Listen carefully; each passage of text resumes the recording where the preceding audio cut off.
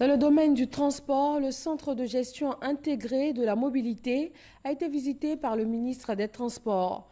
Outre le déploiement des infrastructures techniques, ce centre opérateur sert de cadre à la phase pilote du projet de mise en place du système de transport intelligent. Un projet destiné à révolutionner la gestion et aussi le contrôle du transport routier en Côte d'Ivoire. Jean-Luc Mangbo. Excès de vitesse, mauvais dépassement, stationnement gênant ou abusif sur les grands axes routiers.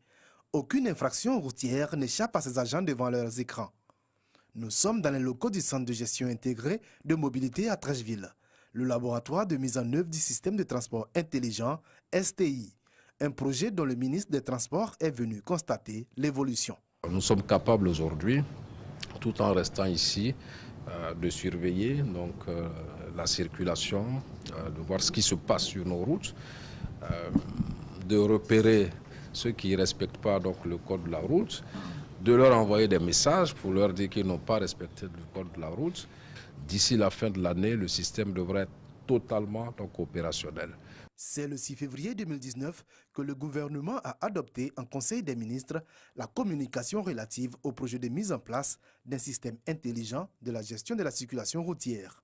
Une solution qui vise à améliorer la sécurité routière et à équiper l'administration d'outils performants en matière de maîtrise de la mobilité des personnes et des biens. Comme nous l'avons dit, 2019 pour nous c'est l'année de la sécurité routière.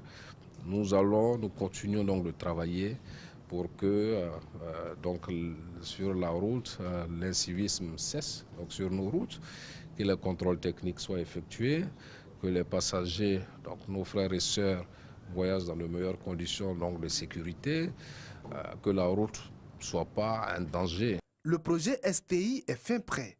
Il consistera notamment en un déploiement d'un réseau de radars fixes et embarqués, à la mise en œuvre de la vidéo-verbalisation, à la gestion automatisée des amendes et à la mise en place d'un système d'information en temps réel sur les accidents de la route.